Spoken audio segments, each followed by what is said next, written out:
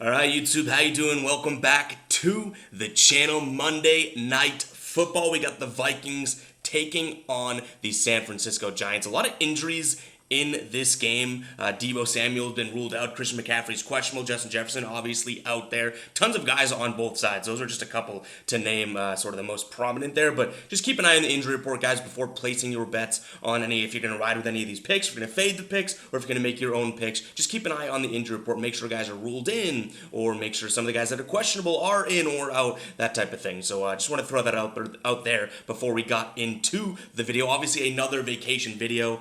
This will probably, I guess we'll do tomorrow's baseball video, but nonetheless, this will be the last video that we do, one of the last videos we do from vacation. Excited to return back to normal life and normal recordings, but like I told you guys in a few videos, I am not excited to leave vacation. This has been perfect, and it's been an amazing time, and I love the fact that we can still grind for you guys, and the grind doesn't stop even going on vacation. Kind of shows the love that I have for these videos and the love that I have for the community that us together has built over the last few years here. But nonetheless, I'm getting sappy, I'm getting ranty here. We do have a few picks to jump into in today's video. I have a lean on the total. More likely than not, this is going to become a final play, but I also have 4 player props in today's video to jump into. I don't know if I'm feeling myself too much. At the time of recording, I think 14-1 in our last 15 NFL plays, spread totals, player props, anything, which is absolutely absurd. But yeah, obviously there's still some pending games that have not happened yet before this comes out. So hopefully we're not jinxing ourselves. Knock on wood, that's 100% not wood. Let's go ahead and jump into this game, guys. Go ahead, hit that subscribe button, hit that like button as well. My immediate lean on the total is going to be the under. Now, there are plenty of injuries on both sides of the ball here, both sides of, I guess, the teams. But this is still a San Francisco defense that is just the creme de la creme of defenses in the NFL right now. And I don't necessarily think that the Vikings are going to have an easy time moving the ball on them. Now, we kind of saw this happen when the Cowboys played the 49ers, right? And then it's like the 49ers went off and scored 1,000,000 points themselves. They almost would have hit this line themselves, right, in that game. But Deebo Samuel not out, Christian McCaffrey a little banged up. We kind of saw what some of these injuries could do to Brock Purdy, like the guys around him, right? Last week, I don't want to say it's totally his fault, but this is a San Francisco team that lost 19-17. Now, it was because of a field goal. Brock Purdy's not kicking those, but he didn't look all that great. The Cleveland Browns winning that one 19-17. So it's a little I guess, we're reading between the lines here that no Deebo Samuel. Christian McCaffrey's a little bit banged up. Trent Williams, a couple offensive linemen banged up, right? Maybe Brock Purdy's a little bit more normal than we thought. I don't like to call him, like a lot of people do, the system quarterback and he stinks, blah, blah, blah. I think he's good. That's where we can put him, right? He's not great. He's not tremendous. Game manager, that type of thing. But I don't necessarily see them going down and doing what they did against Dallas and putting up a boatload of points. I can't totally see that either. So I like the under 44. Again, I think Minnesota puts up maybe a max 17, which even still then I'd kind of shaking my boots about that. But this could easily be like a 20-17 type game. Stay within a touchdown range of that total. I like it. Right now it is a lean. I want to kind of see the injuries roll out and everything like that before going ahead and rolling with this number. But I'll lean towards the under right away. Guys, before we do progress with the player props here, we got 4 player props. It's a perfect opportunity. I don't have any fancy graphics or anything like that, but a perfect opportunity for me to tell you about Sleeper, my personal favorite DFS pick'em app out there right now. You can combine 2 to 8 players in a slip. The more you get right, the more you get paid out. You use the link in the pinned comment, you get 100% of your first deposit match. If you can't see it in the pinned comment, the link is going to be in the description. Go check out Sleeper. You can literally put in $100 and they will give you $100 more. You have a new account balance of $200, and I'm loving that app. Each and every pick you make there too has its own payout multiplier. They don't follow the fixed payout structure like a lot of the other DFS pick'em apps out there right now. Each player has its own multiplier. It is very, very cool. Go check out Sleeper, and if you want to throw some of these player props in there, go right ahead. We'll start it off here. We'll start it off on the defensive side of things. I have 2 defensive and 2 offensive player props, which is kind of crazy. But I think I rank these in order of what I like. But nonetheless, we're locking all of them in. So consider all of these final plays, guys, not leans.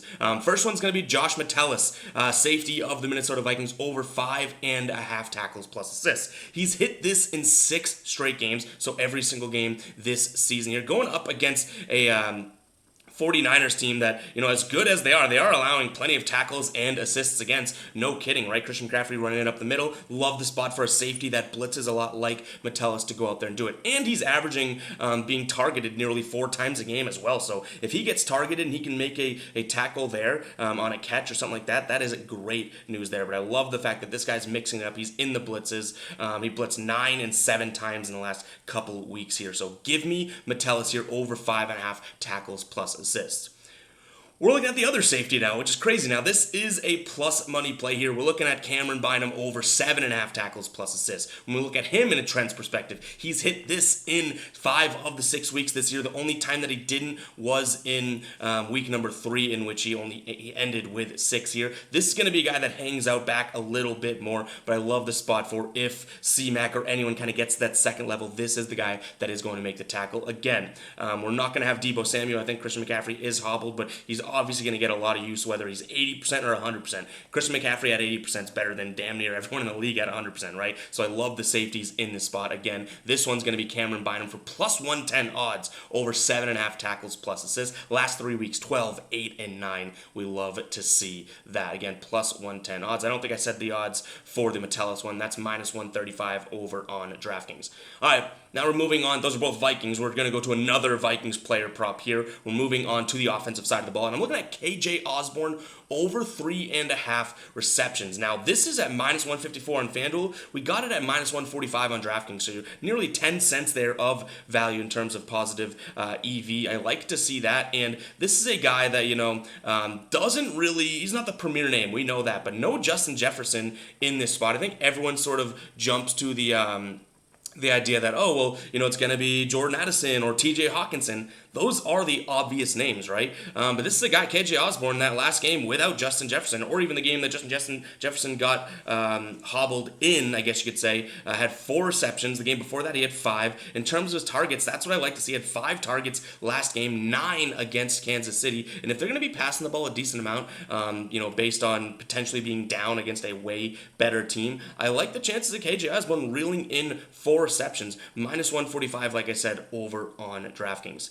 Now, sticking in the similar lane, but we're jumping to the other team here. Brandon Ayuk over 4.5 receptions in 3 games without Deebo last year. I almost said Osborne.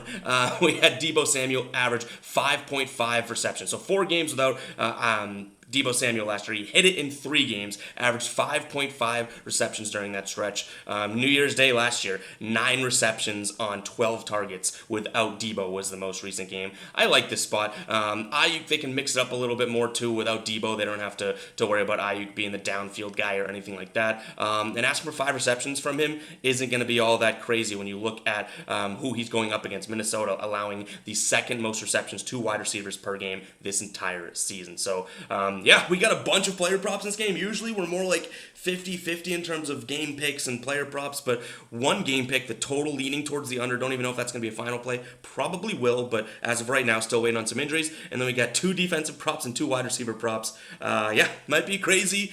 We've been on fire in the NFL, but we all know that bus stops at some point, right? We did it in the MLB. We were on fire all season long in the MLB. Playoff time comes and it's like boom, boom, boom. You got to be able to take those on the chin. I don't know if I did there. But nonetheless, guys, that's going to wrap it up for the videos. Those are the picks. Let me know in the comments what you guys are rolling with. Let's have ourselves another nice little night of football. Again, we're recording this before the Sunday games, the Sunday night football games. Hoping, we are off to a good start, I guess, in this week with the Thursday night football game. Had a tremendous game there, right? But again, hoping that we could pull out some good wins for you guys in week 7 of the NFL. But yeah, I'll catch you guys in the next video, all right? Peace out.